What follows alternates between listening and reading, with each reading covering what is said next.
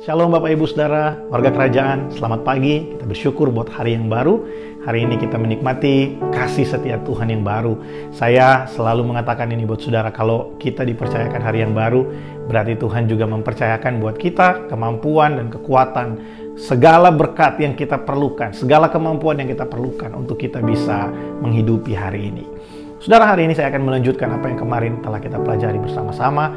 Kemarin kita belajar bahwa beribadah itu adalah melatih hati kita menjadi genuine Christian. Kita menjadi orang Kristen yang genuine, yang sesungguhnya. Orang Kristen yang bukan dibangun dari apa yang kita kerjakan secara lahiriah, tapi dibangun dari apa yang keluar dari dalam hati kita, hati yang mengasihi Tuhan.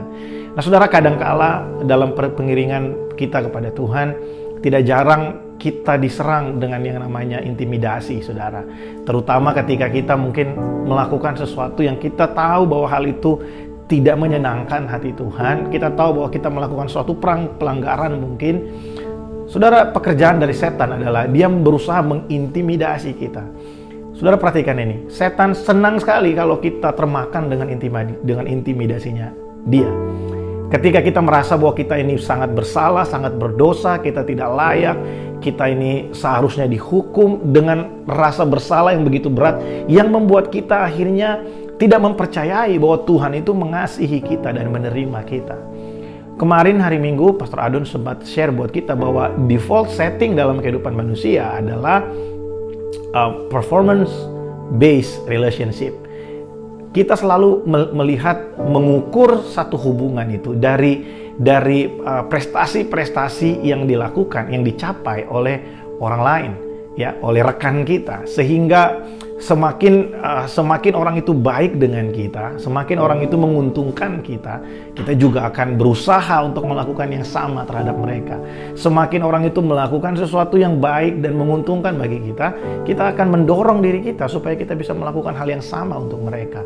Tapi ketika mungkin orang lain berbuat salah kepada kita, maka kita juga akan berpikir bahwa ngapain saya baik-baik banget sama dia.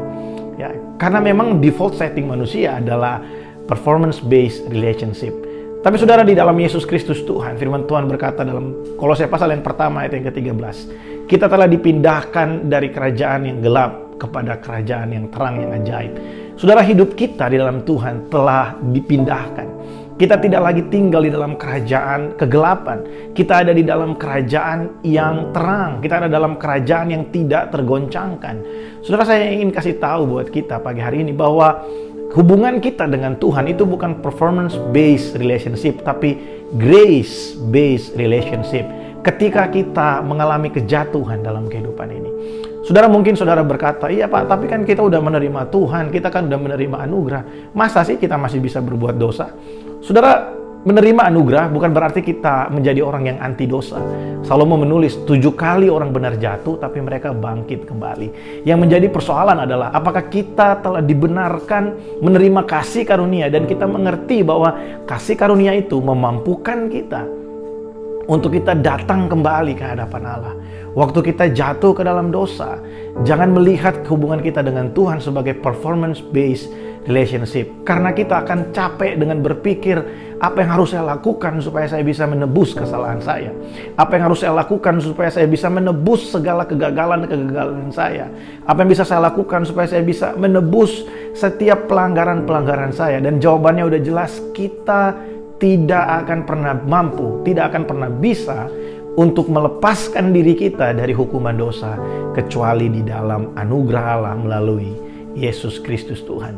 Ketika kita jatuh dalam dosa dan setan mulai mengintimidasi kita, mari lihat kepada salib Kristus. Dia digantung di sana, di kayu salib, supaya kita bisa punya hubungan dengan Bapa. Setiap kali kita mengalami kegagalan, saudara, mari kembali kepada salib Kristus. Mari kita kembali kepada Injil itu. Injil adalah pengorbanan Yesus bagi saya dan saudara. Hubungan kita dengan Tuhan kalau diukur dengan performance-based relationship, kita tidak akan pernah mampu untuk menghadap Tuhan. Tapi kita bersyukur, Ibrani pasal yang keempat, ayat 14 sampai dengan ayat yang ke-16, di sana dikatakan, kita mempunyai imam besar agung. Yesus Kristus menjadi imam besar agung bagi kita. Sehingga setiap kali kita datang, kita bisa datang dengan penuh keberanian menghadap tahta kasih karunia Allah. Dan kita bisa menemukan rahmat dan anugerah Allah di sana.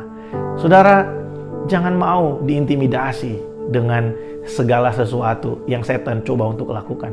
Setan senang kalau kita jatuh dan kita tidak kembali kepada Tuhan.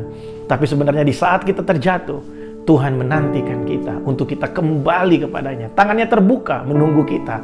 Selama Tuhan masih kasih matahari yang baru buat saudara, selama Tuhan masih kasih kesempatan buat saudara, selama saudara masih mendengarkan pesan seperti ini, Tuhan berbicara kepadamu untuk engkau kembali kepada Tuhan dan engkau menikmati rahmat-Nya, anugerah-Nya, kemurahan-Nya di dalam tahta kasih karunia. Saya berdoa supaya apa yang saya berikan pagi ini menguatkan setiap kita, memberkati setiap kita. Mari kita berdoa. Terima kasih Tuhan buat pagi hari ini. Kami bersyukur buat anugerah-Mu yang besar, anugerah-Mu yang sempurna bagi setiap kami. Kalau kami boleh ada sampai hari ini, kami tahu bukan karena kuat dan gagah kami. Semua ini karena anugerah-Mu yang besar dan berlimpah Tuhan.